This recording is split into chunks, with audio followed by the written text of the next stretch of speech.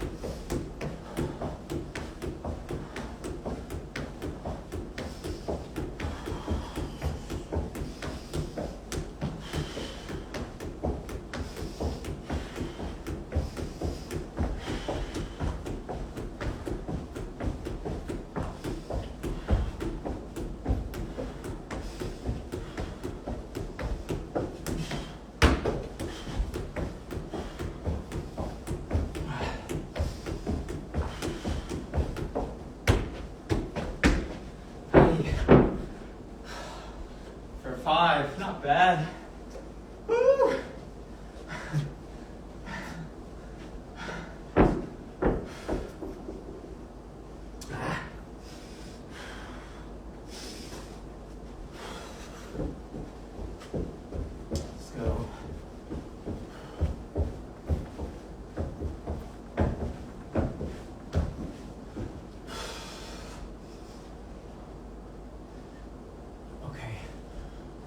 right, left, right, left, right, left, right, left.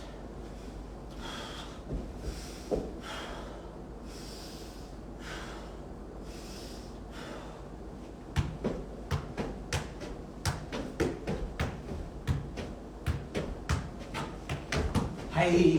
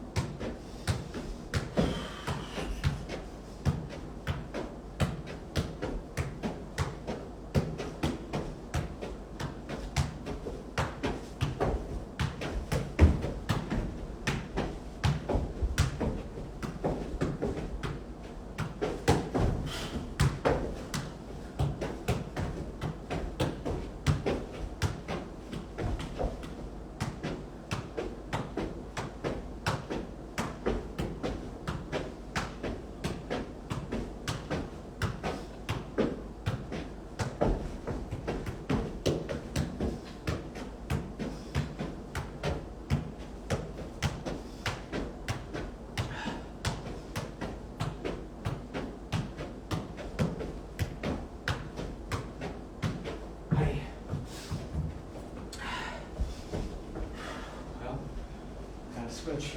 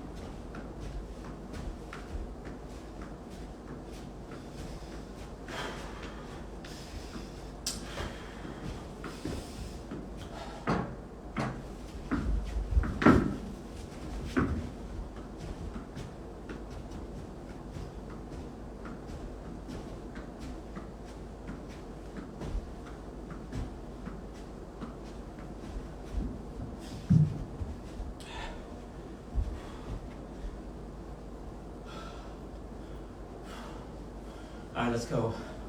1, 1, 2, 2, 3, 3, 4, 4.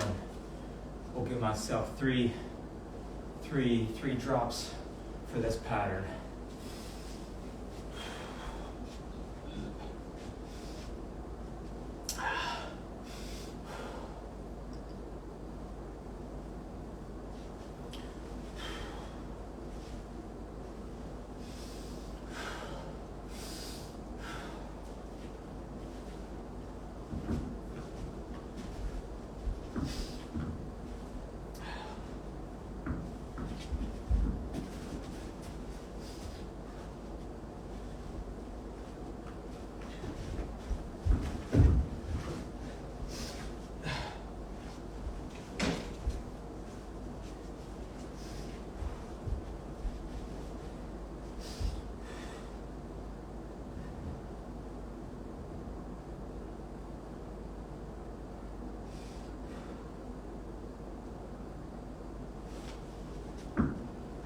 One.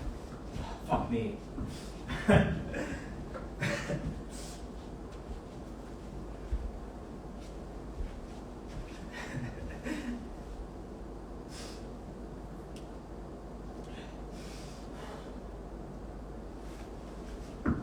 One, two,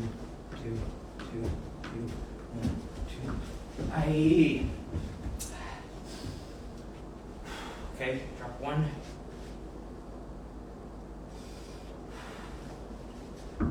1, 2.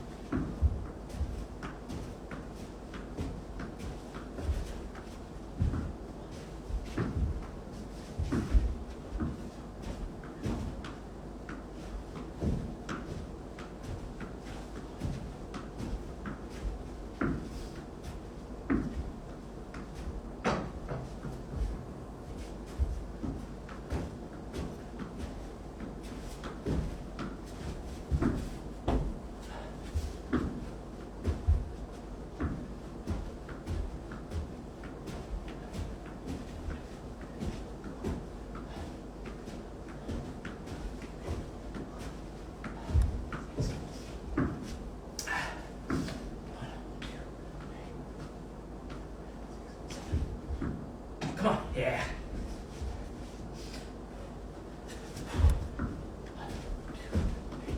2, 3, 4, 5,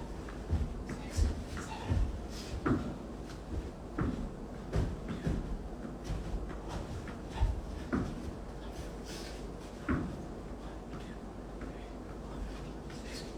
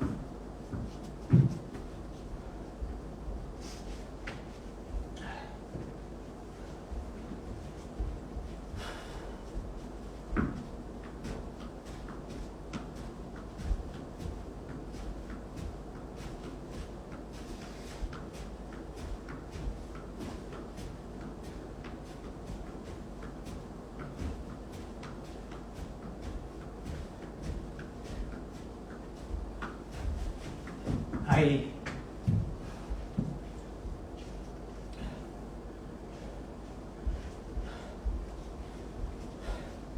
All right, folks, we got final one. We're over time. Let's give it one more go. Let's see what we get. We're looking for 100. 100 smooth, relaxed, thoughtful touches.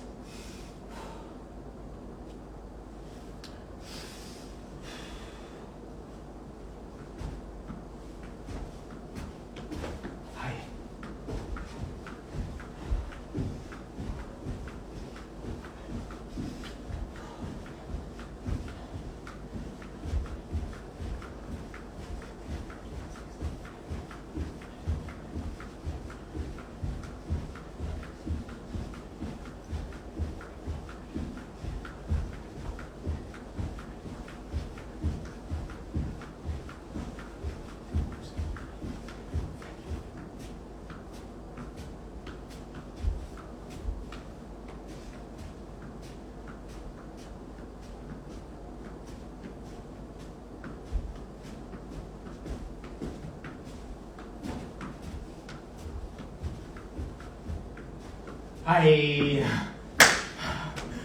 Okay. All right, folks. That was the first soccer seminar. A little low in attendance, but high in energy.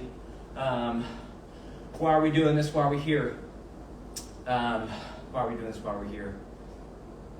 This is for maybe 5 or 6 year old Andrew, who was the worst player on his team. He didn't play a lick, and the coach asked, mom or dad asked, how come Andrew doesn't play? Coach said best players play the most. So my parents brought me to a skills and drills trainer named Tom Turnbull, and there he showed me a series of, we would do the same pattern of skills and drills every class, right? It was a warm up. Then it was ball skills mastery, soccer dribbling sequences, barrel game, in which you juggle towards a barrel with different parts of your body, and then we usually finish with either 1v1, playing with a small ball and knocking each other's cones down, and right, we did those 4 things every training session, and then the next season I scored a lot of goals, and I think Tom's training completely changed my life. Right, I went from being the worst player on the team to scoring more goals than the whole team combined the next season. But it was also from an almost obsessive juggling. Right, I spent a lot of time juggling. I would go to my older brother's games, his practices, and I developed the ability to juggle a soccer ball, and I made it. For whatever reason, I just enjoyed keeping it up for long periods of time, and I think the Tom's skills training, as well as the love for juggling, really combined to where I started to excel in soccer. But the reason we're here is because I wanted to share 4 tools in particular that have really changed my life in the past 6 months. The first one is the O2 trainer, the Bassroom O2 trainer. This was the first thing we did, just strengthening the lungs, right? They say 3 minutes a day. 3 minutes a day, this can supposedly cure asthma, and I've noticed I feel a lot calmer, I feel a lot focused. So this is one thing, also my core, when you squeeze that core down when you're breathing, this O2 trainer is a game changer. So this is something that, right, after 27 years of playing soccer, you think, you know some stuff, and then something like this will blow your mind. So this is something that I recommend to all soccer players. And you might say, well, my kid's this age, or, maybe young, and you think, okay, maybe it's too young for him. But you got to keep in mind, in China, they teach 5-year-old girls Olympic lifts, right? They're doing Olympic lifts at 5 years old. So I don't think at any age, I think this would be a great tool, and I think this gives you a foundation that you, not just in soccer, but in life. So this is something that I highly recommend. That's number 1 that changed my life. And it's portable, lightweight, I like that. The second thing that's a game changer, this RMT rope, right? The body's connected from fingertips to finger toes, and the beauty of this is that it's so simple. It allows the body to move, and it acts as a moving metronome, right? So you start to learn different movement patterns, and I've noticed that as I learn different movement patterns, my movement on the soccer field improved, my juggling improved, my ball striking, my balance, even right, my awareness of what my hands were doing in sync with what my feet were doing really changed the way. It's almost like I became more aware of myself, if that makes sense, right? It's almost like a baby giraffe learning to walk for the first time, right? Before my juggling, I would juggle a soccer ball, I would juggle a ball, and my hands would kind of like hang out by my side and not doing too much. And then as I started to juggle more and do more rope flow, especially the alternating underhand sneak, I noticed that I started to be able to do this, what's called coiling of the core, right? So if I'm juggling this ball, I'm starting to get my whole, the twist, it's a trunk, right? Your whole core is rotating, and you're generating more power, right? You're generating more power, and it's a more elegant juggle, right? Because now I'm aware of what my hands are doing, and it's more connected. I feel more connected as I'm juggling, right? So that alternating underhand sneak, right? This one right here, you go from here, you connect the hands, you go here, right? It's here, and then it's wings wide, pick a side. Wings wide, pick a side. This rope flow pattern in particular, invented by David Weck, W-E-C-K, is super, it'll change your life because it's a low impact way to work on this sprinter's pose, right? It gets you into this pose, which gets you up on your tippy toes, right? It allows you to whip your arms down and pop your knee up, right? Whip the arms down, pop the knee up, and then the beautiful thing is that there's a phrase in neurology, right? Things that fire together, wire together. So this motion of whipping the arms down, popping up on the toe, popping that knee up, and exploding in a low impact, super efficient, super effective way, you gotta feel it to believe it. So that's why you gotta check out David Weck, alternating underhand sneak. This is a rope that was given to me by a friend named Annie. So thank you, Annie. And I've been able to make some ropes. So you can make this yourself, or just search it online, search how to make an RMT rope. So this thing, I wish I knew about this. 5-year-old Andrew, this will help you grow your life. So give that a try. Right, that's number 2. Number 3 or number 2, depending on what you like more, I demonstrated this one of the seven postures. Right, this is a posture. This is invented where I got this from Fedor Zayani, who he just came out with a new book, 7 Postures, Unlocking Your Athletic Potential. And this is the first one that I learned. And I just noticed it just unlocks so many different things in my body. Even right here, I feel this tremendous stretch, hip flexor. You're moving your toes around, right? You can get up on the opposite side of your toes. It just unlocks the whole lower body like nothing I've done before.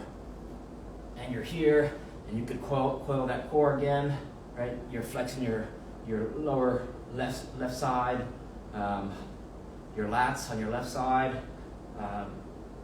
It's just a nice movement. But I would, right? That's one more thing. Simple book to check out, Zayani, Fedor Zayani, right? And then you're getting up on this front. You could put all your weight up on your front. I don't know if you can see that. Putting all your weight up on your front toes, lifting that back leg off the ground. Right now I'm hovering on that front toe, but it doesn't feel strenuous. Right, I'm just opening up the big toes and the toes to really, right, like Zayani says, unlock your athletic potential. So that could be either 2 or 3, right? 7 postures. The fourth thing that I've been screaming from the mountaintop is a skills kick trainer, SKLZ, solo kick trainer.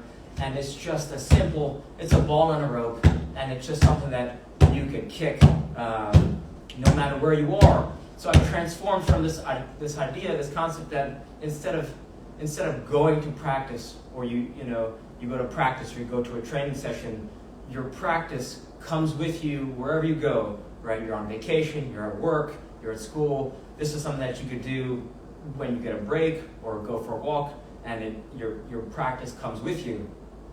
There's a story I've told before about this guy. He's one of the best chess players of all time. His name's Josh Waitzkin. And Josh Waitzkin, he wanted to learn how to surf. So he bought what's called a one wheel, which is kind of like an electric skateboard.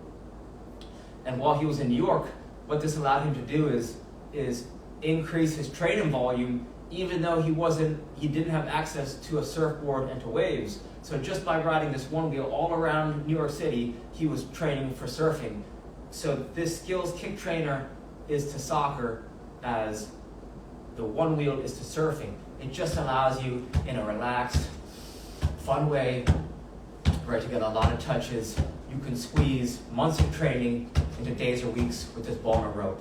And you can make it yourself, right? Size 1 or size 2 ball, a length of rope, and some duct tape, tie yourself off the handle. So that's a skills kick trainer.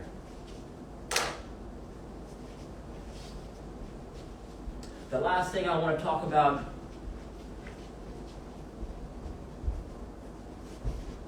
is someone who's changed my life tremendously, a good friend. His name is Tyler Tompkins. You can check him out at _Instagram, right? His Instagram is _ty.fitness_, and he does some things that I'm working up to, and they blow my mind because he's got some juggling patterns. You could take a look at his training, and right, there are current pros right now who cannot do what Tyler can. So check those out. The one thing that really helped me grow as a player that Tyler shared with me is using different size balls, right? When you use different size balls to juggle, they sharpen your touch, and when you sharpen your touch, you become more dangerous on the field. And I've intentionally excluded a lot of things because, right, you see players, or you see people online and who they have cones, and they have goals, and they have tools, and they have benches, and they have a whole bunch of things. And I thought,